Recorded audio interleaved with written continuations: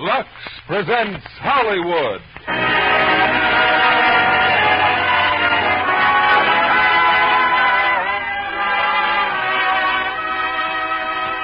Lever Brothers Company, the makers of Lux Flakes, bring you the Lux Radio Theatre, starring Mickey Rooney, Elizabeth Taylor, and Donald Crisp in National Velvet. Ladies and gentlemen, your producer, Mr. William Keeley.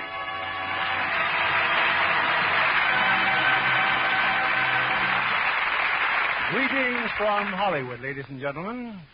Tonight we welcome to this theater a young man whose popularity has made him sorely missed during his absence in the service. I refer, of course, to Mickey Rooney, playing tonight the last great role that he created before going in the Army.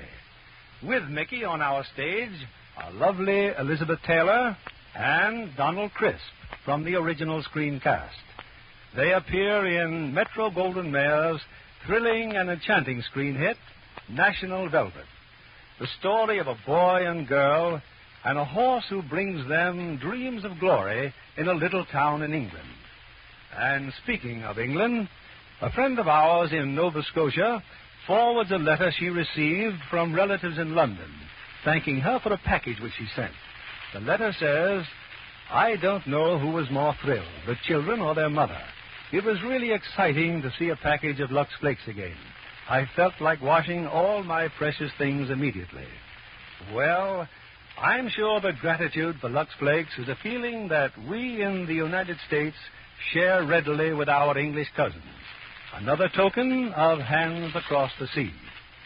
We cross that sea now with the opening act of National Velvet, starring Mickey Rooney as Mai, Elizabeth Taylor as Velvet, and Donald Crisp as Mr. Brown, with Janet Scott as Mrs. Brown.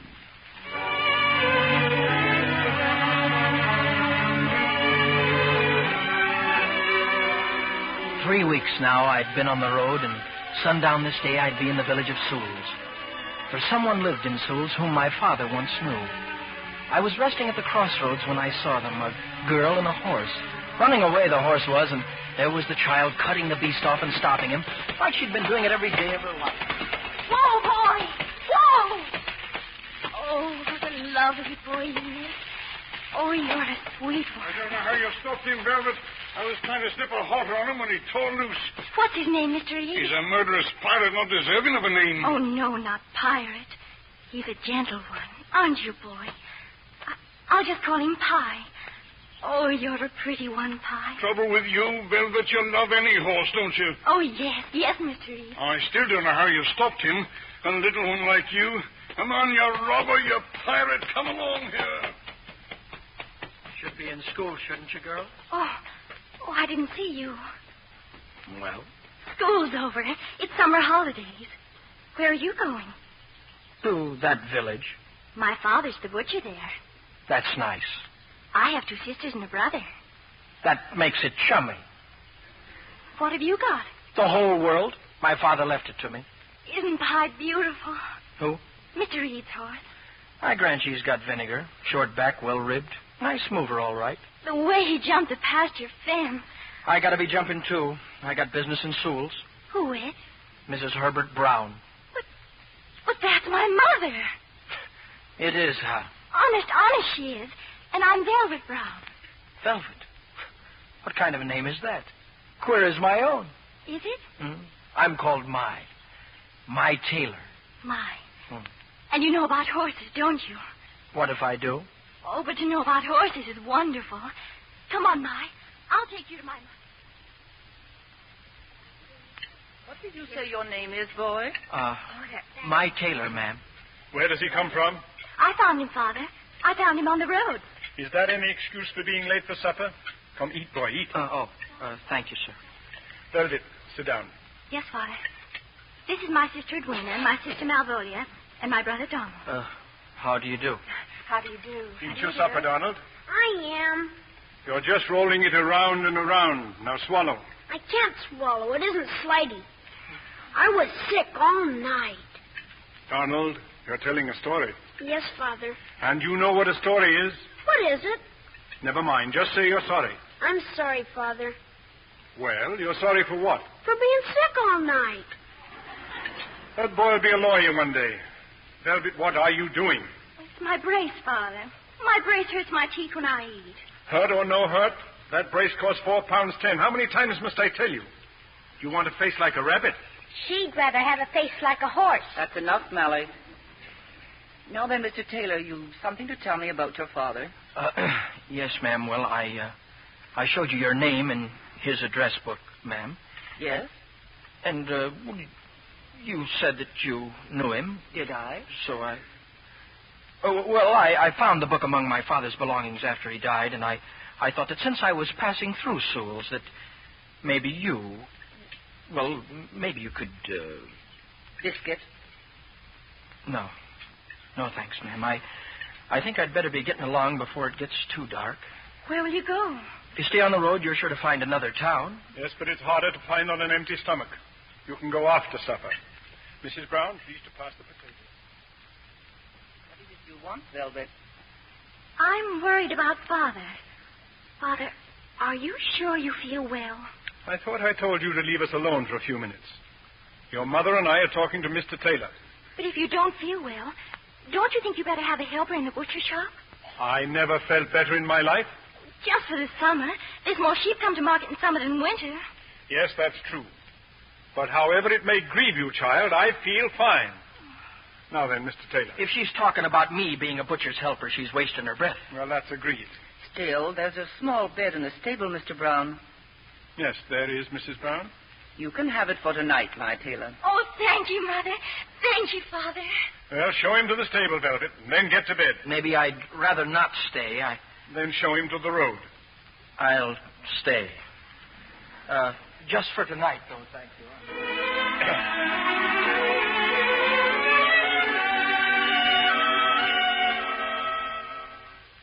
What are you doing, Mrs. Brown? Working on the account books. Did you forget you brought home £12 cash? Oh, put the money away till morning. You look tired. It's you must conserve yourself. After all, more sheep in summer. Now, you know there's small sense in hiring that boy. You could do worse, Mr. Brown. 10 bob would be fair, I think. 10 bob a week because he's the son of Dan Taylor? Did I ever ask for a favor because I'm the son of my father? He won't get favors. Oh, I'll see to that, never you fear. Look in on the girls, would you, Mr. Brown? I am a little tired. I will. Put the money in the cupboard and get on with it. Is that you, Father? It is. And why aren't you asleep like your sisters? I've been riding my horse. Oh, you're a sweet one, Pie. Easy now. Easy, boy. What's this pie business? A new horse? Oh, he's the loveliest thing, Father. He belongs to Mr. E. Oh, you should see him. Now, calm yourself or you'll be losing your supper again. I'll take Jacob Dog for a walk. Good night, Father. Come on, Pie. Straight down the road now. Faster, boy. Faster, my lovely. Come in. I'm glad you're not asleep, Mother. What's disturbing you, Velvet? You're all lighted up. Mother, did you know my Taylor's father? Perhaps when you were a swimmer? When you were having your pictures in the paper? Way back, I mean. Way back. Do you know how I came to swim the channel? Was my Taylor's father showed me how. His father? He was my trainer. It was he told me what to do. Breathed the spirit in me. Made me do it when I was ready to give up. Why didn't you tell my about his father? It isn't the time for it. There's a right time for everything. But he'd be so happy, Mother. It'd give him something to go on with. He needn't go. Mother. It's not charity. He'll work his way. Oh, I know he will, Mother. May I go and tell him? Tell him he can stay, but no more. We'll not let him trade on his father's name. If this stuff is there, it'll show.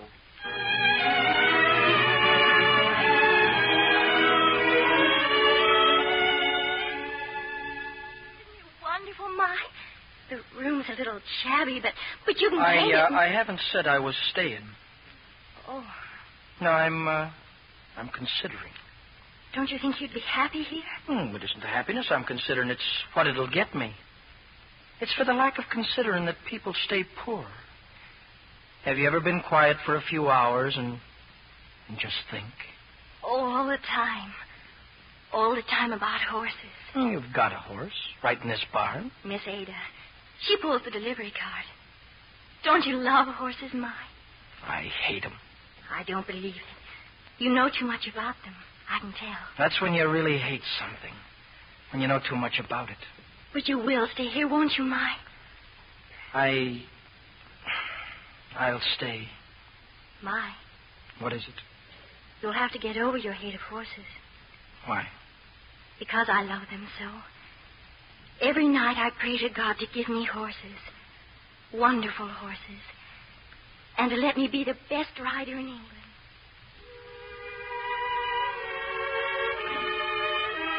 She went back into the house. And later when the lights were all out, I went back to the house, too. And I put back in the cupboard 12 pounds I had stolen. I would stay for a while in Souls and be a butcher's boy.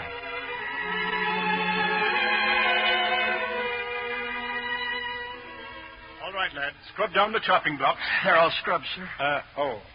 What's the boy to do now, Mrs. Brown? There's Mr. Eade's order, and Velvet's brought the card. Oh, you know the Eade farm boy? I'll show him, Father. Nonsense. He must learn by himself. Oh, please, Father. There's the road to Eade's and the road to Tupper's. Oh, it's very confusing. The ride'll do her good, Mr. Brown. Sharpen her appetite. Yes, Father. Sharpen my appetite. Well, what are you waiting for, boy? Take the meat and go. Yes, sir. Mrs. Brown, now mind you, I'm not against this tailor lad. But not for him. Well, now, you'll allow that tramping the road's not a proper upbringing. And would you guarantee there wasn't a bit of lying and sharp dealing about him? I guarantee there is.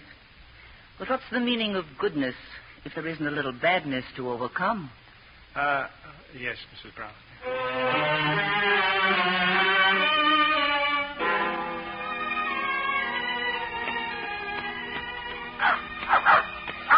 Did you have to bring your dog along, too? Oh, but Jacob loves to ride in the cart. Don't you, Jacob? Don't you think I know why you wanted to come out here? There's Eade's pasture, and there's Eade's horse. Yes, there's Pie. My, what have horses ever done to you? Nothing. There's got to be a reason. All right. I took a spill once. You'd hate him, too, if you had any sense. What's a horse? An animal that earns his keep by breaking his neck? I'm a horse, and I'll be one till I use my head again. My, would you mind? Oh, all right.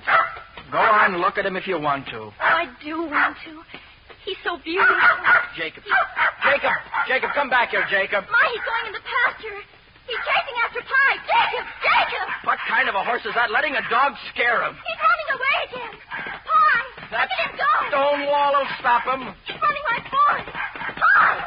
Pie, away from that wall!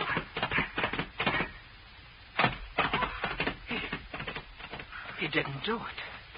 I don't believe it. He didn't. Didn't do what? That wall. He jumped that wall. Give me that cord. What cord? From that meat parcel. Hurry up. I've got to measure something. I don't know why you want to measure Mr. Reed's wall, Mike. I'll tell you why. Do you know what that crazy horse did? When he jumped over that wall, he leaped up Beecher's Brook. He did? Yes. But he's gone, Mike. We've got to find him. He's Eade's horse. Let Eade find him.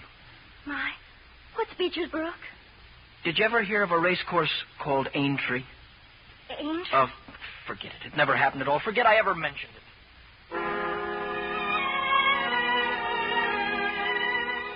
Mr. Eade found his crazy horse. And being a man of wisdom, he set about getting rid of him. Next morning, in the window of the butcher shop was hung a big sign. They're raffling him, Mother. Mr. Eade's horse, the Pie, they're raffling him. When is the raffle, Mr. Brown? Saturday next, in the shop.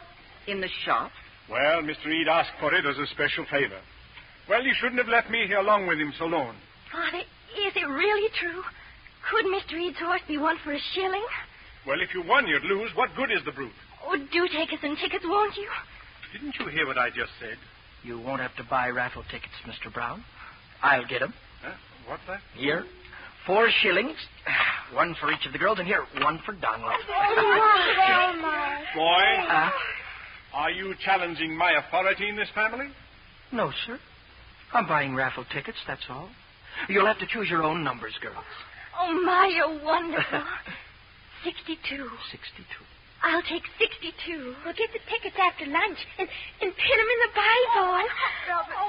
Boy, it's one thing to outthink a man, but quite another to outsmart him. And who will say which is which, Mr. Brown? Eat your lunch, girls. Eat.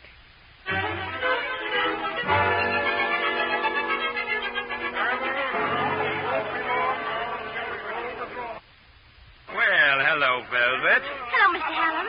Nice of your father to help Mr. Reed with the raffle. I hear you've been saying you're going to win. Oh, of course I'm to win. And what's the lucky number? 62. Number 62. There's ways of arranging it, and your father's a clever man, eh? Oh, I didn't bother him, Mr. Hallam. I just arranged it with God. We're all gathered. I'll ask my friend Mr. Brown to reach in the fishbowl and determine who's to take home that handsome gelding for the price of a shilling. Look out, the winning number doesn't stick to Mr. Brown's fingers. What's that you imply, Mr. Hallam? I imply there's some here that feels the horse is already won. Hi, there's your daughter. There's your daughter, Velvet, been telling the village the horse is as good as hers. Come here, Hallam. I said come here. Well, Put your hand in the box and pick the number yourself. I refuse, and you can't make me. I can break your head. Look lively, Mr. Hallam. Pick a number. Oh, all right, I will. Now draw it out. Come on, what is it? What is it? The winning number is 113. Mr. Brown! Mr. Brown! It's Velvet. What's that? Oh. What's the matter with her? Oh, fainted. She had Mr. Brown fainted right away.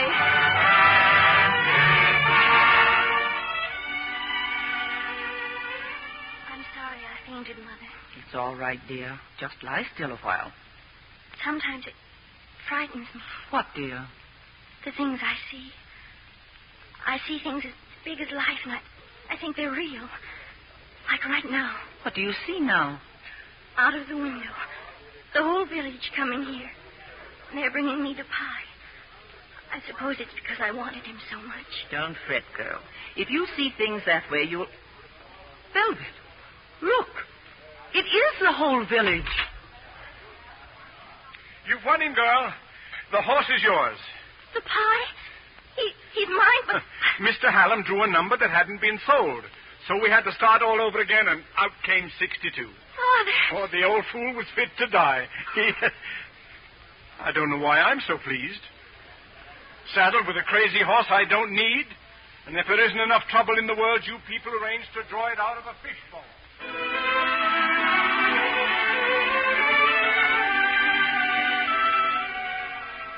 My, come in here.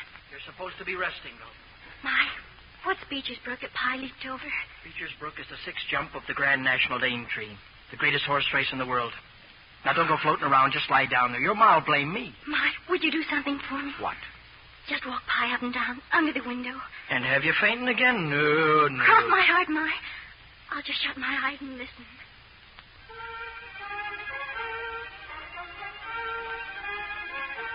Hup! Hup! Boy, come on, Pie. Now she's listening to you. Hup there. Hup! Look alive. That's it, Pie. Faster. Oh, you're a sweet one, Pie. Now then, here's a jump. Easy there. Oh, well done, Pie. Come on now. Faster. Faster. Faster, boy.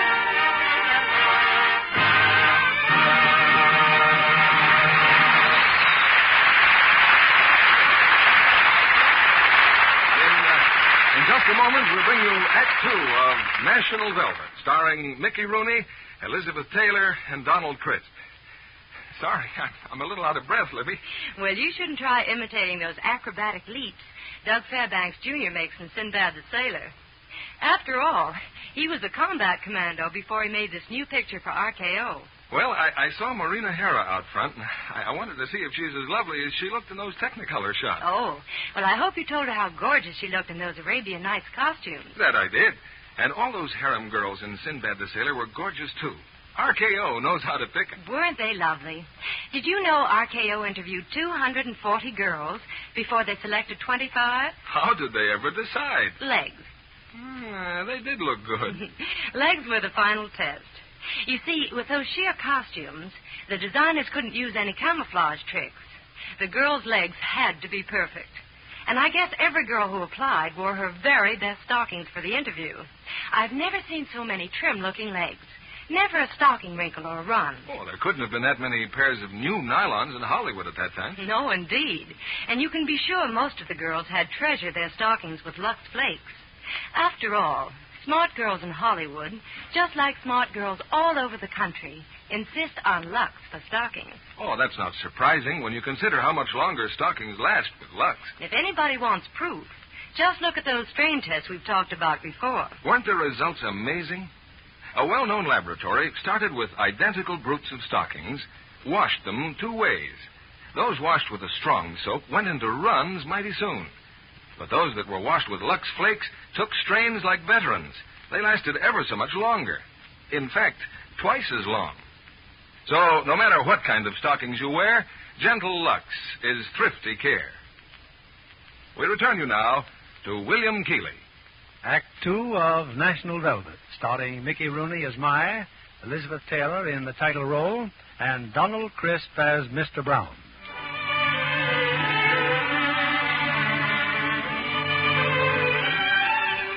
Winning a horse in a raffle is one thing. Keeping that horse is another.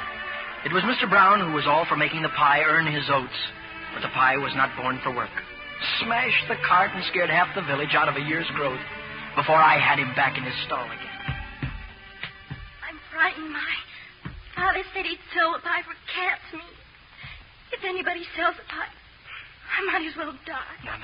I don't think he meant it. Oh, he couldn't. The pie's too wonderful and noble and great.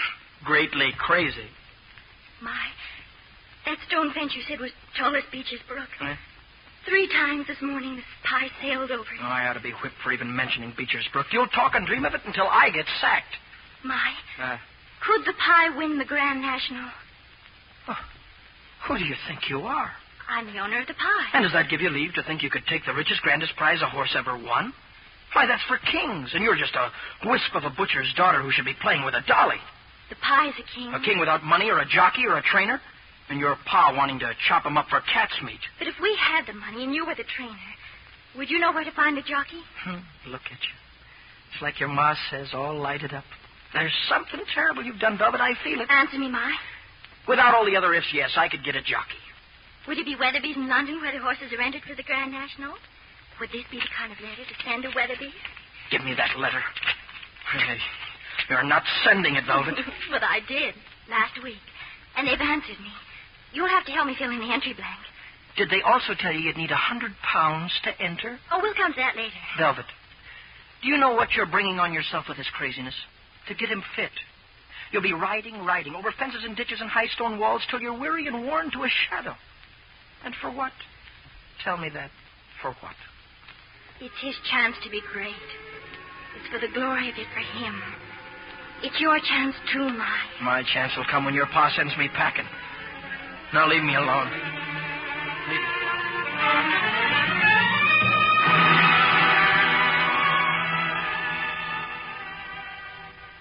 The Grand National. My, did you put Velvet up to this? It's me that said it was folly, ma'am. £100 standard jockey fees. Money for a horse van. And, folly for nothing. The horse is not good enough? It's a score of things. 30 jumps, ma'am. The hardest course in the world. Training him month on month. It'd be folly for nothing. Tell me, Mai, what's wrong with folly? Well, Velvet, come with me. There's an old scrapbook in the trunk in the attic. I think it's time to look at it. Your scrapbook, Mother. Pictures of you swimming. Velvet, Mai spoke of a jockey fee. Doesn't he ride? Did. Had a spill once, though. I nearly drowned once, but I went back to swimming the very next day. Velvet, this picture here, this man was Mai's father. My father? Yes, my trainer. There was greatness in him. In you, too. Often I just sit and wonder about you. You don't think like the rest of us, Mother. You think here, way in the back of your head. And I've watched you do the same. We're alike, Velvet. I, too, believe that everyone should have a chance at breathtaking piece of folly once in his life. I was 20 when they said I couldn't swim the Channel. You're 12. You think a horse of yours can win the Grand National. Your dream has come early. Yes, Mother. Here's something else in the trunk. A bag filled with gold sovereigns. Mother, your prize money for swimming the channel. And there's a little more somewhere, paper money. But this will be for your entry fee. Gold sovereigns for luck. Oh, Mother. Mother. We'll win for you, Mother. We will. Win or lose, it's how you take it that counts. And knowing when it's time to go on to the next thing. The next thing? There's a time for everything, Velvet. For having a horse in the Grand National. For being in love. Yes, even for dying. All in proper order at the proper time. Mother, who's going to tell Father? I'll do the telling. I don't think your father believes too well in the importance of folly.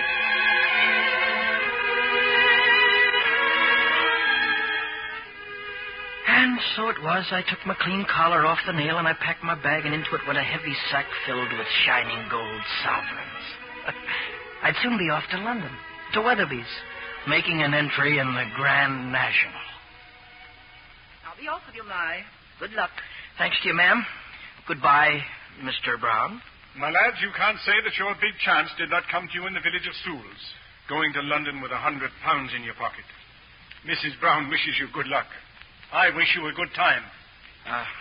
Yes, sir. What did you mean by that? A good time?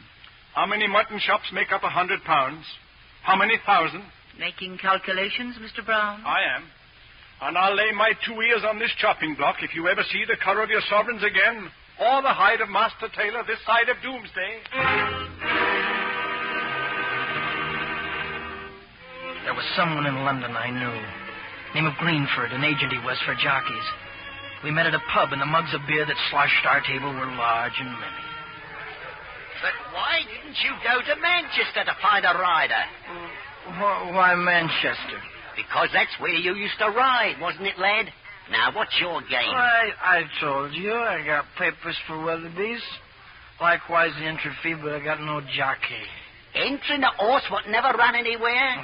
Why don't you take your £100 and throw it in the River Thames? Well, 'cause it ain't mine to fling. That horse ain't going to win the National, and you know it. Sure, I know, but what can I do? You can use your wits. The horse that's taking the Grand National is being quoted now at 40 to 1. That's £4,000, Mr. Taylor, for the man who wagers a measly 100. £4,000. And all I ask is a little commission for placing the bet. What'll I tell him in Sewells? Tell him you met a tart like me in a pub and I pinched it off you. Yeah. And the day after Aintree, you come back to London and live like quality the rest of your days. Now, where's that £100? Yeah. Gold and sovereigns, eh? Here. What's this, £0.50? You got this bag watered? She gave me that to spend. Saved it. She was glad to give it to me. Oh, lady's sweet on you, is she, Husky lad? Not old. Not sweet on me. Just trust me. Trust me. Now, give me that bag. Hold on now, lady. Drunk I am, but not so drunk as you think. Thief I've been, too. But it's not in my books, Mr. Greenford. What ain't? Stealing on Wednesday. Thanks for the beer. I'm late for work.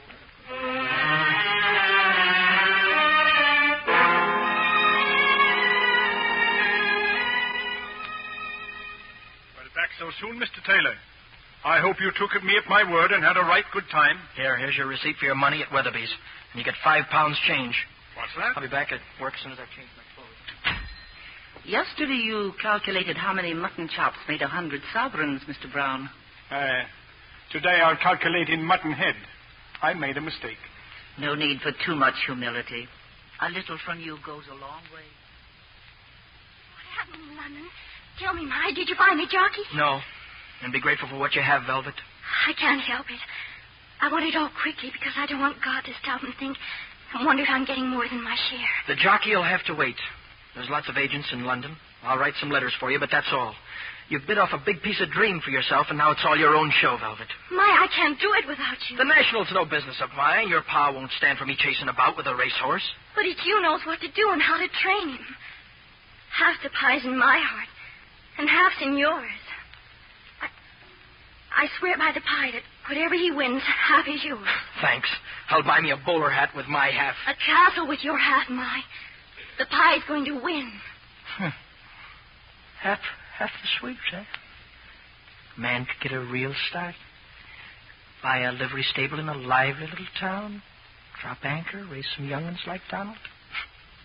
All right, you've got a deal. Shake hands on it? Shake hands. You dream of glory for your pie. As for me, I'll take the cash. Now, come here. Come here, I've got something to show. A map? Yeah. Now, this here's a map of the course at Aintree. Twice around the course they go. That's 30 jumps in all. It's mostly a job of training them to jump and keep on going. That's the first 5 jumps here are thorn hedges. We can teach the pie on the fences over by Mr. Eads. Now, the third jump here, this one, there's a ditch on the takeoff side. I can dig him one, and then there's a garden. Faster, Velvet, faster! He's got a ditch to clear. Steady now! Steady, girl! That's it! Turn him around and try it again. Lift his head. Keep it that way now.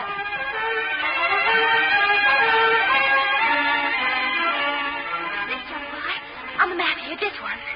Beecher's Brook. There's a bad drop on the landing side, see? But if we take him over the wall often enough, it might not scare him so much. Go ahead now, be careful. Don't jerk his head.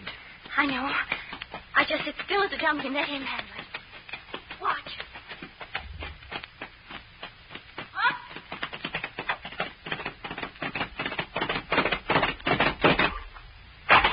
Fast and fair, Velvet! Fast and fair once again now, girl! He did it, Ma. He did it. What are you waiting for? Try it again. Yes, Ma. Velvet, what's the matter? Nothing, Ma. I just get excited. I can't.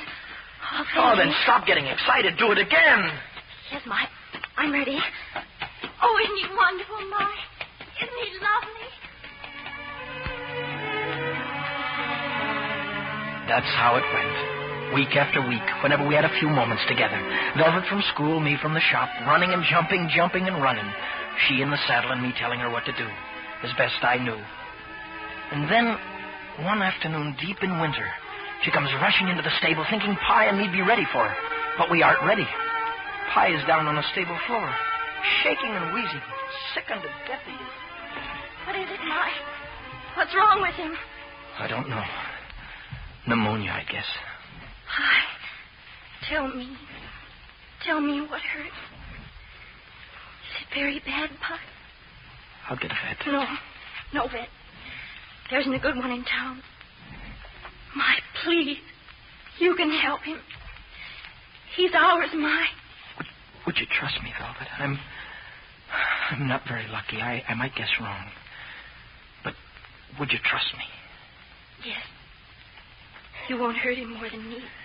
All right, then. Get some blankets. Get some whiskey, hot water. Hurry, Velvet. We don't have much time.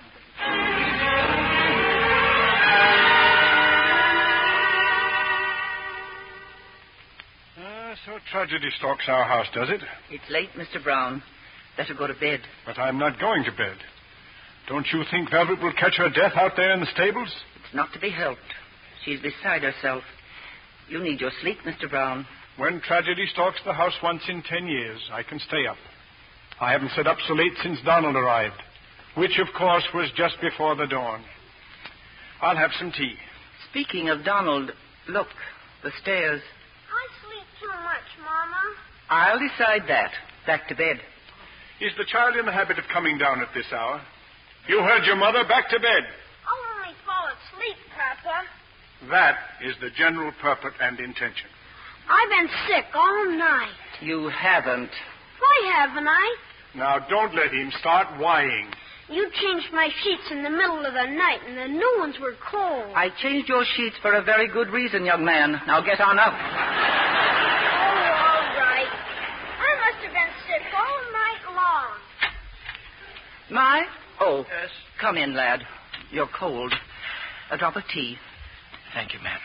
Do you mind if I have a little tea also? Oh, I'm sorry, sir. Well, never mind. I can wait. Here, give me your cup. Any change? No. Are you worried about the animal? Well, he's sick. And I wouldn't be surprised if you and Mrs. Brown were sick, too. Matter of a cool £100 with those racing people. What are you going to do? Take the carcass to London and demand a refund? We're not thinking about the money, Mr. Brown. Oh, no, not you, Mrs. Brown. You're a woman of deep feeling and faith. I mean Master Taylor's half-interest in the women. Mr. Brown, remember once you entered a spelling competition for 5 shillings? Was it love of spelling or the love of 5 shillings? Oh, now, that was entirely different, Mrs. Brown. It was the love of 5 shillings. Don't be ashamed of it. Sometimes even money can be a faith. I'd better get back to the bar. Yes, you had. And you'd better get up to bed, Mr. Brown. It's close to 5 o'clock. And what about you? I'm knitting. In time of crisis, the head of the house should not be found sleeping in bed. I'm staying up, Mrs. Brown, if it takes all week. Mother, Father, it's Pi. He's all right. He's fine. Steady, child, steady. I cured him.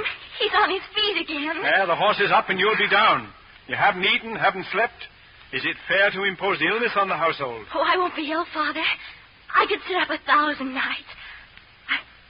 Look what time it is. 3 1/2 minutes from 8 o'clock in the morning. I'll be late for school. Goodbye, Mother. Goodbye, Father. Are you permitting that child to go to school? I like the spirit that makes her want to go after sitting up all night. But she'll collapse by afternoon. She'll be home in half an hour. What? This is Saturday, Mr. Brown. There is no school. Well, bless me, so it is. And so was the Pi cured and came by his strength, which he'd sorely need. For it's twice around the course at Aintree, and 30 jumps. In the greatest race a horse can run in all this world.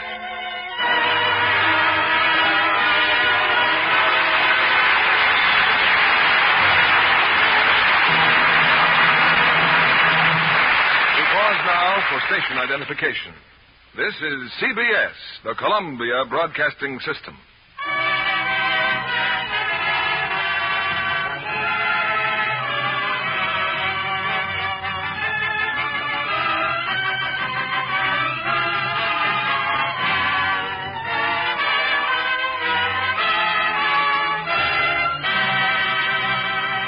In just a moment, our stars will return with Act 3 of National Velvet, starring Mickey Rooney, Elizabeth Taylor, and Donald Crisp.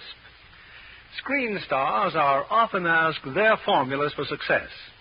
Our guest tonight says hers is work hard, do your best, listen and learn. She's lovely, blonde Dorothy Patrick, one of Hollywood's brightest stars. Dorothy captured the role of Mrs. Jerome Kern in Metro-Goldwyn-Mayer's superb new musical, Till the Clouds Roll By. You give me too much credit, Mr. Keeley. I did need an opportunity. Well, you've made the most of it, Dorothy. Any woman would be proud to have you represent her on the screen. Well, do you mind if I pass those orchids along? Not at all. Well, I'd like to give mine to Robert Walker. As Jerome Kern himself, he made a wonderful screen husband. Van Heflin is a darling, too. I can see you approve of the men in the cast, Dorothy.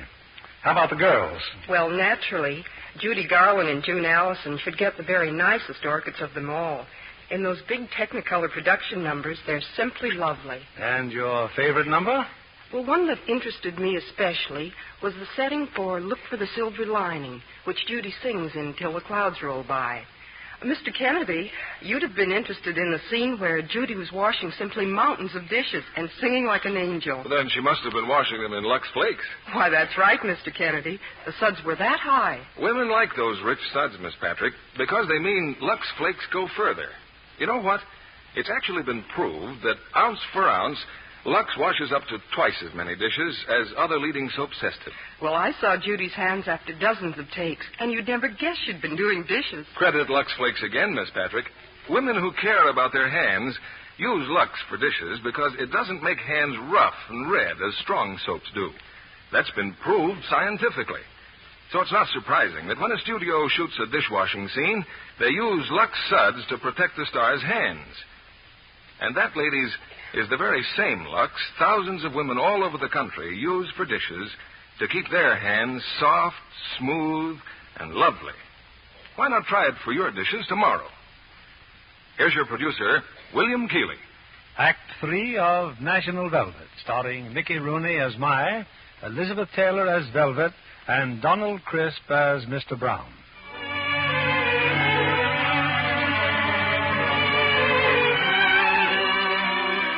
There came a day when I stopped training the horse, and Velvet stopped riding him. And that was the day before we left for Aintree. That night, Mr. Eads stopped by the house. And what time will you be leaving, Mr. Brown? Oh, I'm not crazy, man. I'm staying home where I belong. It's Velvet and Master Taylor and the horse. In a hired van at 5 o'clock tomorrow morning. Boy, got a jockey yet to ride the brute? We're meeting one there tomorrow. Name of Ivan Tasky, sir. In that case, I've a pound note to wager. Here you are, lad, to win. That's a pound wasted. I'll put it in the book with the other bets, Mr. Ead. Other bets? You're the 10th man here today, Mr. Ead. 11th. Thank you, Mrs. Brown. 11th.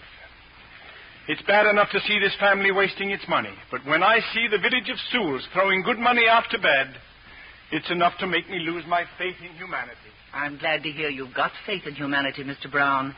As for me, I'd sometimes sooner put my faith on a horse.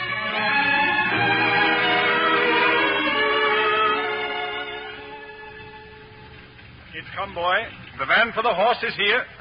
And Velvet? Saying goodbye to her mother. Master Taylor, you'll understand, I'm not a frivolous man, but I'd like to risk a couple of pounds. Put it on the pie for me. Yes, sir. And, I'll not be angry if you say nothing about it to the missus. No. Good luck, boy. Thank you, What's the jockey's name again, My? Ivan Tasky. Now get some sleep, Velvet. We've got a long way ahead of us. My, do you think he'll like the pie, Mr. Tasky? He'll like him all right. How do we know these jockey clothes are going to fit him? All jockeys are the same size, same brain, same vision. Seeing the world from the height of a horse. And what's that you're doing? Taking my braces off. I told your mother I'd take care of you, Velvet. Oh, just this once, My. I've got all the rest of my life to wear them. All right. But get some sleep. We'll be meeting Tasky first thing in the morning.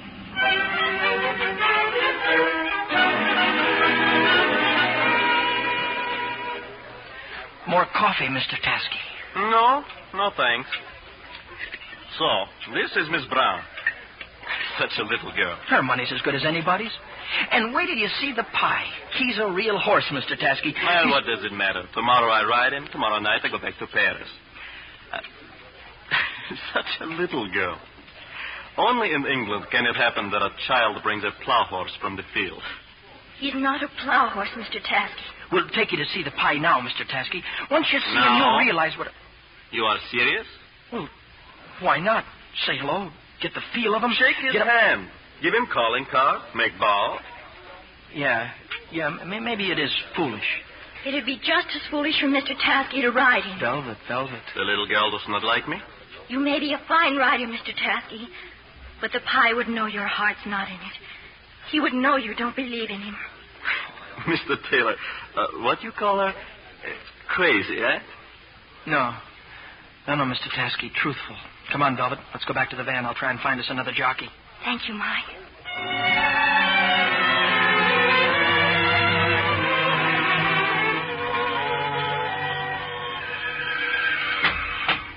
Mike, is that you? Yes. I didn't mean to be so late. I've been looking everywhere. No luck? No. Tried everything. Asked everybody. There'll be no race tomorrow for the pie. Searching for weeks for a rider, and then you say, no, thank you, Mr. Tasky, goodbye. But, Mike, he just didn't believe. He's a rider. Things happen in a race, Velvet. Not with the pie. He'd know. Mike, why don't you ride him yourself? Do you want to know why? I'll tell you why.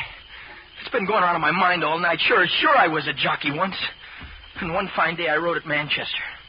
There were 3 of us going for the final jump together. And I saw a chance to win, and I took it.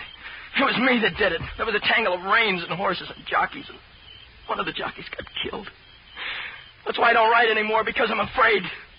I'm all soft and yellow inside, so I don't ride. That's why I'm no good to you when you need me the most. Oh, no, Mike. It's you that kept me going. There's greatness in you, Mike. No, there's nothing in me. Oh, no, Mike. No.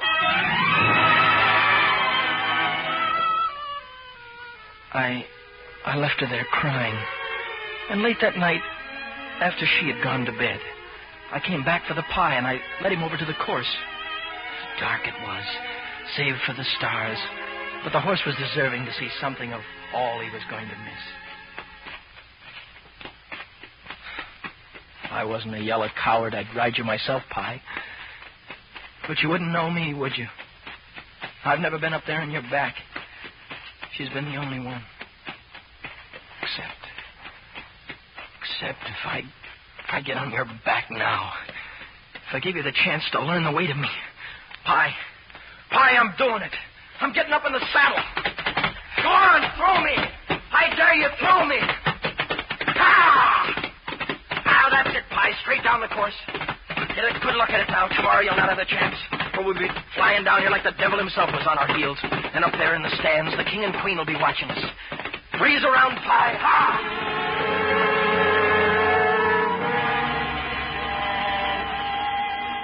I came back to the van. I'd wake her up and tell her how I'd ride the Pie myself, that I wasn't yellow anymore, that I'd do this thing she wanted so badly. But when I got to the van, the lamp was lit and there was Velvet, wearing the jockey silks her ma. Look, Ma, look. They fit me. They fit fine. Oh, what in the name of all that's crazy? The Pie's going to race Ma, and I'm going to ride him. They'll never know I'm a girl. If you cut my hair, I'll be exactly right. And get your silly little neck exactly broken. 40 horses and riders ready to trample you over. I'll not let you do it, Velvet. Oh, please, Ma, please. Besides, there's no need for it. Suppose I told you that just now tonight, I found us a rider. I still want to ride him myself. Ma, I know you're angry, but you'll understand. If you ever rode a horse again, you'd want to win. That's how I feel. So, now it's the glory of winning you want for yourself, is that it? Yes. Well, perhaps you're right. Perhaps that's what I'd want if I'd ever ride again. All right, he's yours. Oh, my, I knew you'd see it. I knew all right, you'd... now, hold on. There's a lot of things we have to do. 1 chance in 100 that we'll fool them. My hair. What? Here, my scissors. Go ahead and short at the back now. Short. Oh, Velvet. I wish your mother were here. She is here. She's inside me. You'll be disqualified at the end when they find you're a girl. You'll have to forfeit the prize money. They may even send you to prison for fraud. But if there's trouble, you tell them it was me that did it. You understand? It was me that put you up to it. There won't be any trouble, Mike. Now listen. There's a lot of tricks you'll have to learn. It's no use, Mike. Well, girl, do you think a race like this is won by luck? No. It's won by knowing the Pie can win and telling him so.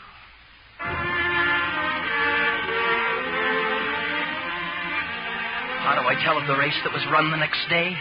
Of 40 horses and 40 riders, flying down the straightaways, soaring over the jumps, the pounding of the hoofs, and the shouting of the jockeys, and the whole wild delirium of it all. 40 it was that started, but not a dozen were left for the finish. And me too scared to look at the jumps for fear she'd be the next one down. But the jumps are behind now, and down the stretch they come. And she's still up and snug and maybe even gaining on the walk.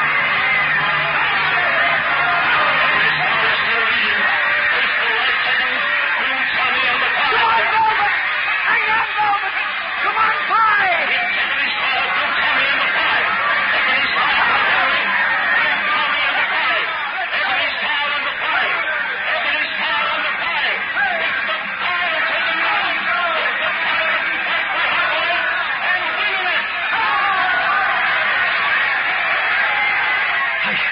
I stood there, my head fair bursting. She couldn't have won. But what my brain could not believe my own eyes saw. They saw the Pie in front and going away. And then it happened. She just seemed to melt from the saddle. And there she was on the ground. And the next thing I knew, I was pounding on the door at the track hospital. What happened to her, sir? What happened to her? Is she all right? She only fainted exhausted. Oh, She? How did you know? Here, what do you know about her?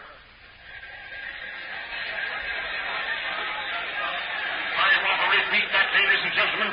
Just as the Pie passed the post, the rider fell to the ground. This is an infraction of the rules. The winning jockey must not dismount until he reaches the enclosure. Therefore, the stewards have ruled that... just a moment, please. A note has just been handed me. Ladies and gentlemen, listen to this. The bandy-legged outsider that streaked across the finish line a few moments ago, the winner of the greatest race in turfdom, was beaten by a girl. A girl, ladies and gentlemen. And now the green flag is going up.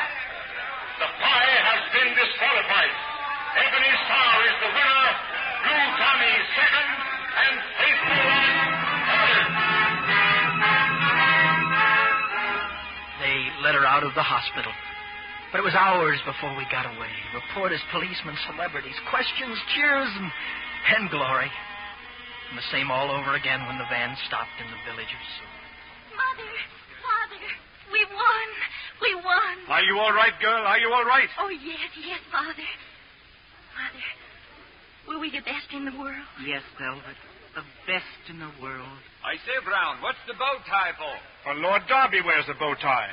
He's got a couple of champion racehorses, too. And a daughter has he is going to prison for fraud? If you heard the wireless, Mr. Hallam, you know there won't be any charges. Englishmen treat their heroes better than that. They were satisfied to disqualify Velvet and the horse. And made her forfeit all the money? Would you expect them to be both forgiving and generous? Fetch your daughter. Come on, Mrs. Brown. Come on home.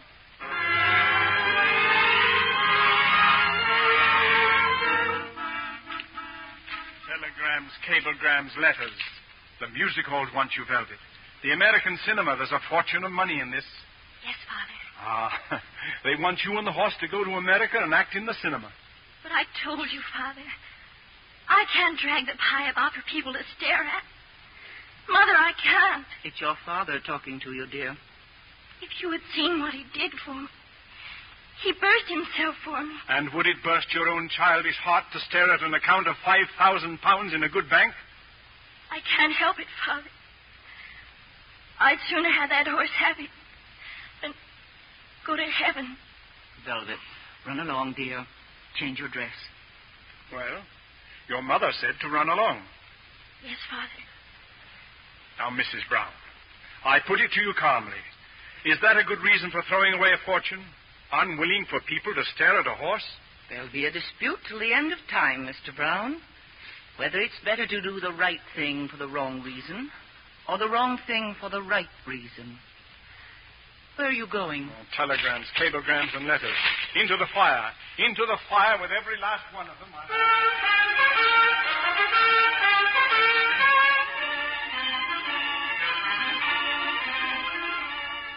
I'm sorry you find me packing, Mr. Brown. I meant to leave without any goodbyes. I'd left a note, you know. You're taking to the empty roads again? But why, boy, and where? My father gave me every road in the kingdom, and now I'm ready to look 'em over, sir. I don't understand you. And then perhaps I do. Perhaps you're right, Mai. That's the first time you ever called me Mai. I get your meaning. But there's character to be considered when a man takes a stranger under his roof. Rightly so. But I've been wrong. And I'm sorry. To be frank, I thought you'd steal that 100 sovereigns. To be frank, I nearly did. But what kept you from it? I don't know. The pie, perhaps. Maybe it was Donald or Mrs. Brown. Perhaps it was Velvet. I don't know. Does Velvet know you're going? I told her someday I'd be leaving. I don't like goodbyes, Mr. Brown. Give me your hand, Mai. Thank you. Would you say goodbye to Velvet for me? And Mrs. Brown. She's a fine woman, sir, but I don't have to tell you that. There's nothing better I'd like than to go away with her thinking well of me. She does. Goodbye. Goodbye. Goodbye, Jacob Dog. Goodbye, sir. God bless you, lad. Jacob Dog, how can there be so many currents in such a little puddle?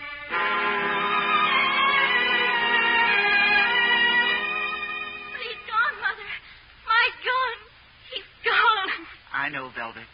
The world's opened up again for him. He'd shut himself away from it. He was angry with it. But that's over. I think he'll come back. That's what he said once. He said, only way to come back is to go. But, Mother, we've never told him what he wanted to know. His father. Remember, Mother, how we wouldn't tell him because it wasn't the right time. Shouldn't he know now, Mother? Yes, he should. He's earned it. Father. He can't be far up the road. The pie could find him, Velvet. Thank you, Father. Thank you.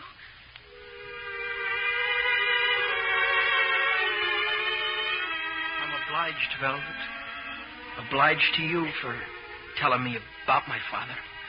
You'll stay now, mine? No. But you'll come back someday. Please come back, Mike. I will, Velvet. I will. I'll be back. Goodbye, Mike. Goodbye.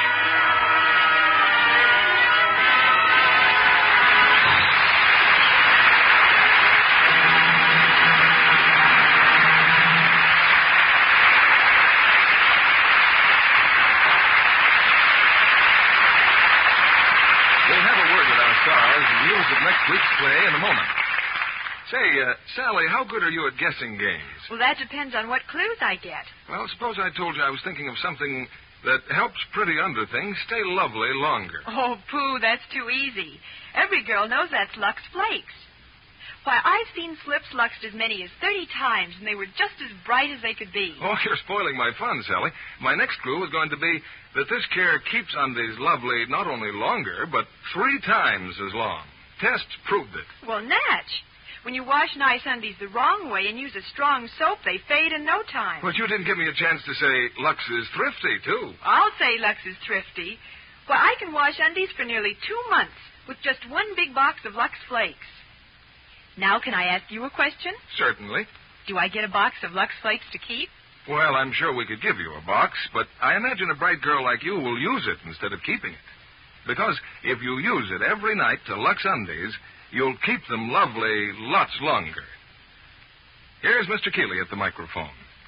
In this season of awards, I wish I could pin a medal on tonight's cast with a special citation for our 3 stars, Mickey Rooney, Elizabeth Taylor, and Donald Crisp.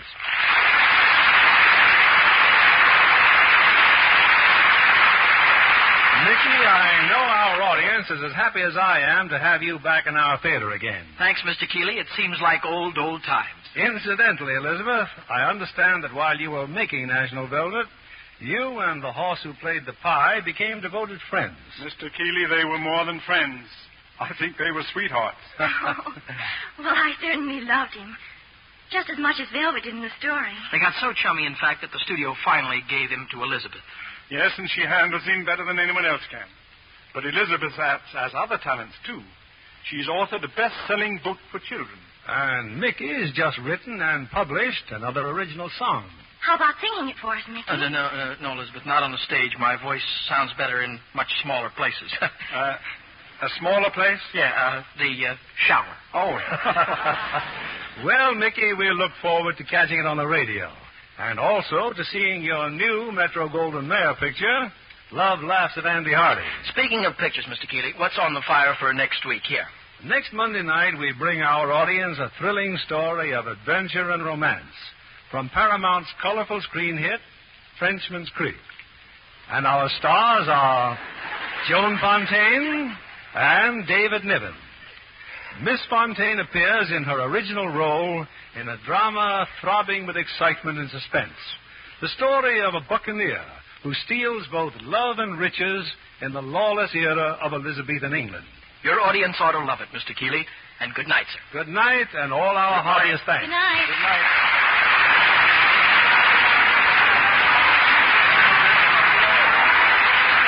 Lever Brothers Company, the makers of Lux Flakes, join me in inviting you to be with us again next Monday evening when the Lux Radio Theatre presents Joan Fontaine and David Niven in Frenchman's Creek. This is William Keeley saying good night to you from Hollywood.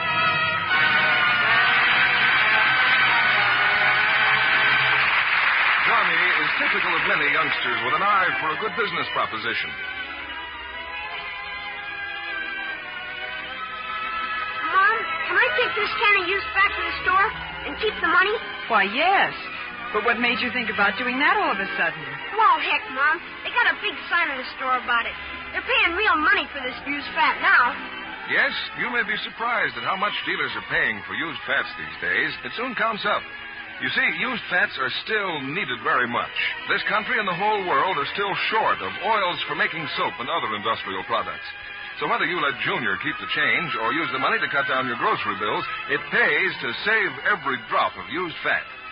Mickey Rooney and Elizabeth Taylor appeared by arrangements with Metro Golden Mayer, producers of the new murder mystery, The Lady in the Lake.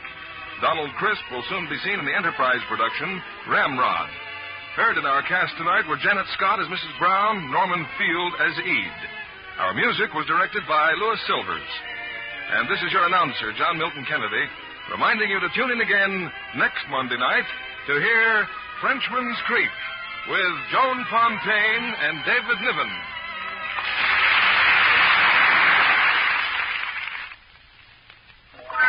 Spry. When you bake and fry. Spry. For your cake and pie. Spry. It's your shortening by. Rely on Spry. Yes, it's Spry for pastry so tender, flaky, not sweet, any pie filling tastes more delicious. You'll say pastry is extra delicate, better tasting with Spry. Rely on Spry. S-P-R-Y. Rely on Spry. S-P-R-Y. Be sure to listen in next Monday night to the Luxe Radio Theatre presentation of Frenchman's Creek with Joan Fontaine and David Niven. And why not tune in later tonight to hear the Joan Davis Show? This is CBS, the Columbia Broadcasting System.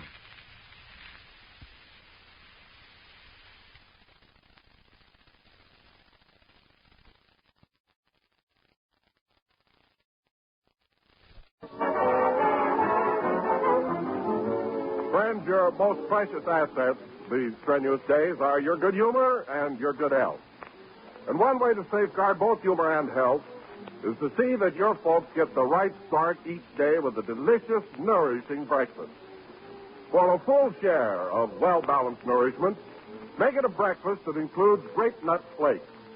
Because well-balanced nourishment is what you get in every helping of toasty brown grape nut flakes and milk. You get proteins and minerals such as iron, calcium, and phosphorus. And you get 2 of the important B vitamins, niacin and vitamin B1 for good appetite, steady nerves, and energy. So for better health and better humor, you'd better say, I'll take a package of grape nut flakes.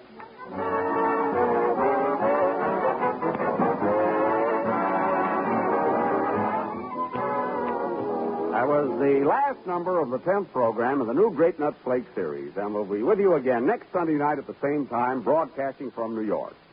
I'd like to salute the officers and men at the new maritime training station, which is being dedicated at Catalina Island on December 15th. Good luck to you men, and good luck to you, Phil.